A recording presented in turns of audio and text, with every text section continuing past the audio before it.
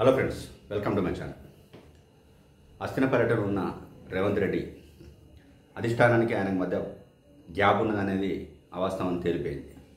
నిన్న తెలంగాణలో చేపట్టిన కులగణన విషయంలో రాహుల్ గాంధీ చేసిన వ్యాఖ్యలే దానికి నిదర్శనం. ఎందుకనంటే తెలంగాణ రాష్ట్రంలో ఉన్నంత డాటా దేశంలో ఏ రాష్ట్రంలో లేదని రేవంత్ రెడ్డి ఆయన సహచరులు మేము ఆశించిన దానికంటే ఎక్కువ పనిచేశారని ఒక ప్రశంసను అందించారు.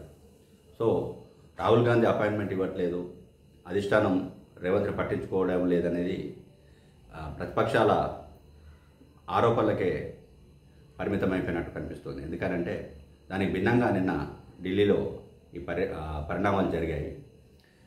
తెలంగాణలో చేపట్టిన కులగణన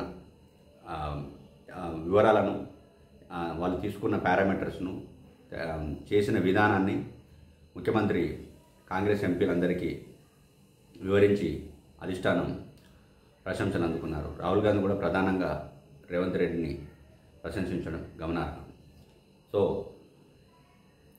పార్టీ క్లియర్గానే ఉందని, రేవంత్ రెడ్డి విషయంలో రెండో ఆలోచనకు తావు లేదనే విషయం మరోసారి స్పష్టమైంది. Thanks for watching this video.